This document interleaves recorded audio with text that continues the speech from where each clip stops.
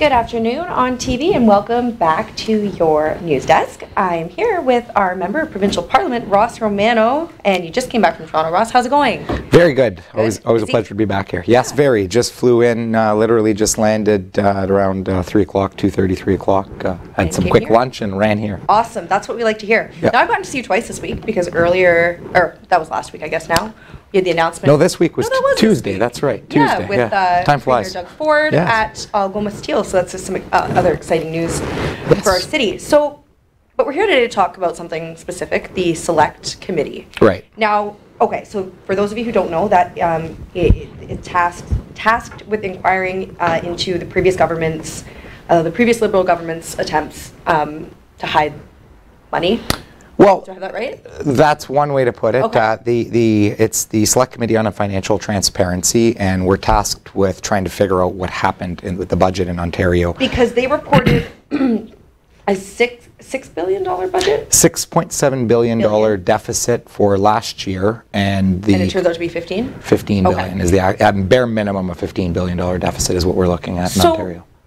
That's substantial difference. That's a substantial difference. Before we get into exactly what the goals and what's going on with the committee, can you explain what the difference would be between this committee and then what the Auditor General specifically would do normally? So the Auditor General was where this whole process started. She set off the alarm bells last year in a report that she published, her office published, which her office, bear in mind the Auditor General's office is over 100 people. Okay. And the Auditor General is the accountant for the province of Ontario. They are an independent officer of the legislature, and there was two major disputes that had occurred and culminated in her writing this report in October of 17. And she sounded the alarm bells at that time. Right. As she did so, the Liberal government then just simply brushed off her concerns as being nothing more than we're just having a dispute between accountants. And we learned that at that time the Liberals had their own accountants that they hired independent from the legislature's auditor, and the numbers. They just said there was a dispute between accountants. So the difference then, Auditor General said, well, the books say there's a $6.7 billion deficit according to the Liberals, but in fact she found an $11.7 billion deficit. But there were certain things that were missing, and she noted that there was some material that she had not yet been provided. The FAO, Financial Accountability Officer, also an independent officer of the Legislative Assembly of Ontario, also did a report that was very much similar, raising very similar concerns to those raised by the Auditor General.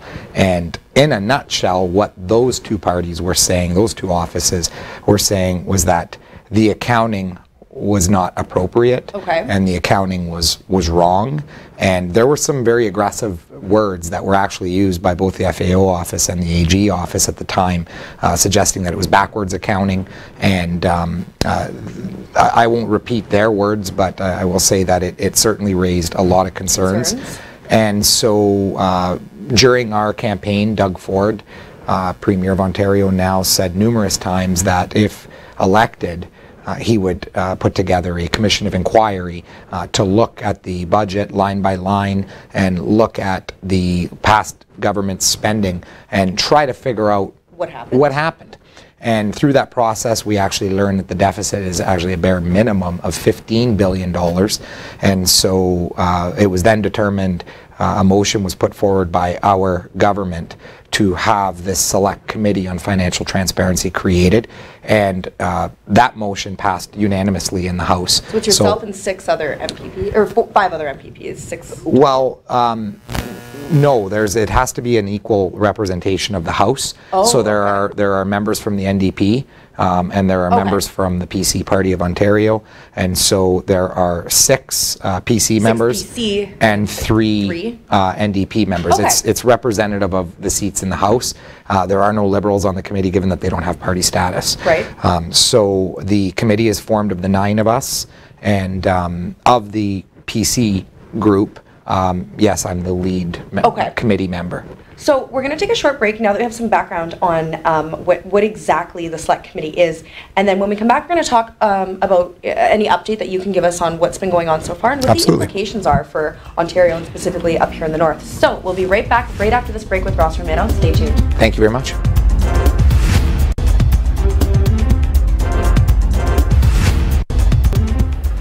Welcome back to your On TV News Desk. Still here in the studio with our Member of Provincial Parliament, Ross Romano, talking a little bit about the Select Committee that Ross is a part of. Now, so we talked a little about what it is. Can you give us an update on where things are at, any information you have on what's been found thus far, and what those implications are for Ontario, but specifically, what does it mean to us in the Soo? Right. I think what it means, we've heard thus far from, our first witness was the Auditor General. We also heard from the Financial Accountability Office. We also heard from 4 of the top-ranking bureaucrats. So these are the members of the public service who report directly to the relevant ministers. So we had a panel of 4 bureaucrats. There was the Deputy Minister to the Minister of then Energy, Glenn Thibeault, and the Deputy Minister to the Minister of Finance at the time, Mr. Souza, and the Secretary of Cabinet, Mr. Orsini, who was the top person in command who reported directly to Kathleen Wynne, then Premier, and a lady by the name of Ms. Hughes, who was the Assistant Deputy Minister to the Treasury Board. And the Treasury Board obviously is the Bank of Ontario, if you will. So that panel of 4, I thought were some of the most critical witnesses we've heard from, because we also heard from the Commission of Inquiry themselves. The types of things that we've learned, and I think what people really need to understand, for some time now, since this committee was created, and we do need to bear in mind that this committee was created with the unanimous approval of everyone in the House. So this isn't just the PC government party. This is all sides said this needs to be done. The truth needs to come out regardless. The truth needs to come out.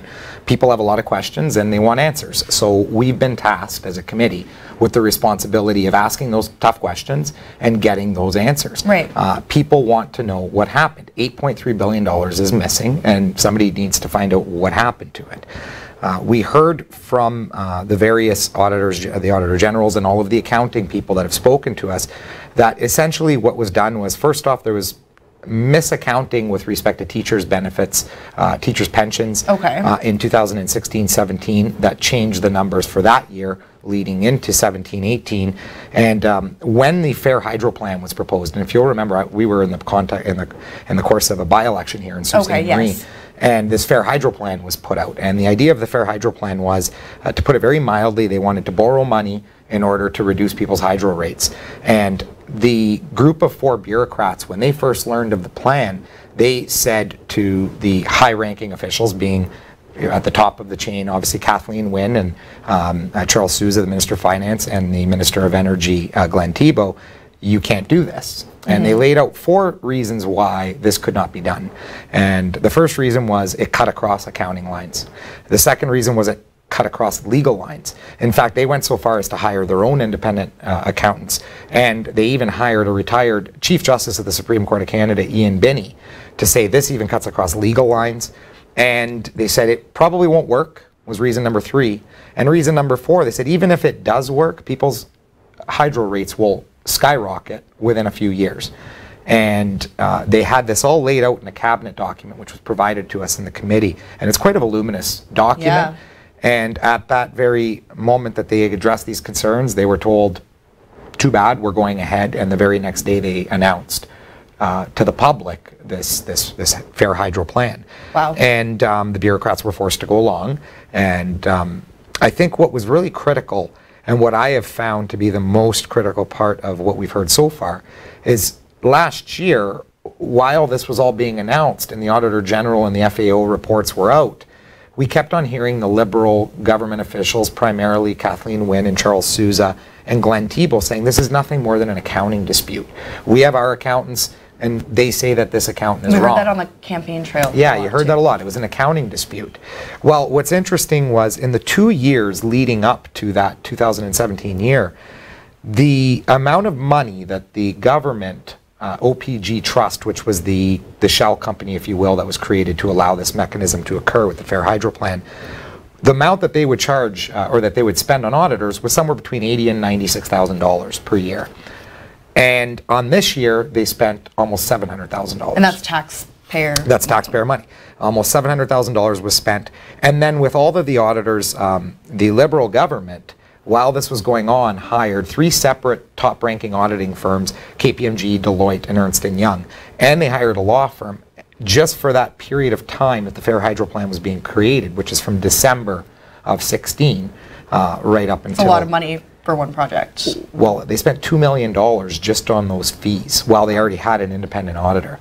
So that is staggering, to say the least. And the Commission of Inquiry, we had a gentleman by the name of Dr. Rosen. He is the lead forensic accountant in the country, testifies in numerous criminal proceedings throughout the country. And he said it was pretty obvious from his perspective, and he said he was highly suspicious that these people were hired, these auditors were hired to provide, these accountants, sorry, were hired to provide the advice they wanted to get. Interesting. And you wonder why. And the Auditor General said, well, they wanted to be able to reduce hydro rates, but they didn't want it showing on the books. Okay. And so this whole scheme was created just so that you and I and everyone else would have no idea what the actual state of the deficit in Ontario was, which is somewhat alarming going into an election year. Yeah. But that's neither here nor there. What was deeply concerning as well was that we learned that because of the way the Shell company was created to borrow this money, it was over $20 billion once all is said and done, 19 to start, but with interest it accumulates substantially, obviously. They had to borrow $4 billion more because, of course, if it was the government of Ontario that was borrowing the money, it would have shown on the books, but it would have had a much cheaper interest rate. Right. So because of the fact that it was done through a private corp, the interest rates were much higher, and it's costing us all an extra $4 billion in interest. That's if you even accepted that it was appropriate to borrow money in the first to place. Reduce hydro rates. And that's a policy decision that many people may be happy to live with. And I'm not going to chastise anybody for that type of a decision, although we did during the campaign, because I don't think it's appropriate to borrow money and mortgage the future. Right. But what was really problematic is the way the accounting of it was done.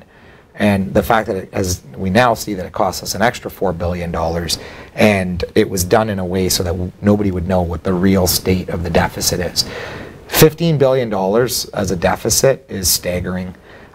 Gordon Campbell, who was the lead member of the Commission of Inquiry, he testified to us that what people really need to understand is this is not trivial. Every time governments change over, and I heard this a lot, and I got it a lot from media in Toronto, this is just what governments do, especially conservative governments. They come in and they say the books are bad, and it's this, you know, it's like to prepare for cuts. And we talked with the commission about that, and Gordon Campbell and a gentleman by the name of Michael Corrigan, who's also on the panel, said, no, this is not trivial. This is not usual. In fact, what people need to know, Dr. Rosen said if his advice to people would be to move. And I thought, like, move, leave the province, because that's how bad things are. Michael Corrigan said that our financial position right now is so bad in Ontario that it's worse than we were in the 2008-2009 recession.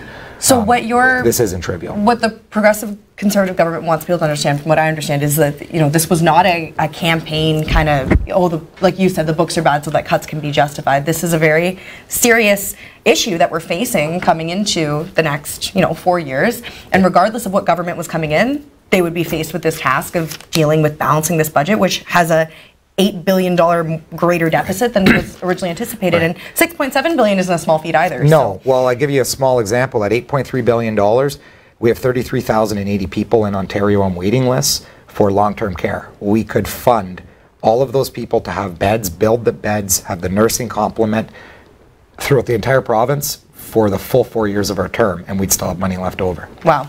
So that's what kind of money we're So there's some huge impact to this. Now, I want to thank you, Ross, so much for coming in and for giving us an update, because I think this is a topic that a lot of people, it's a little bit complicated and don't fully understand. So thank you for coming in and speaking with us. Always a pleasure.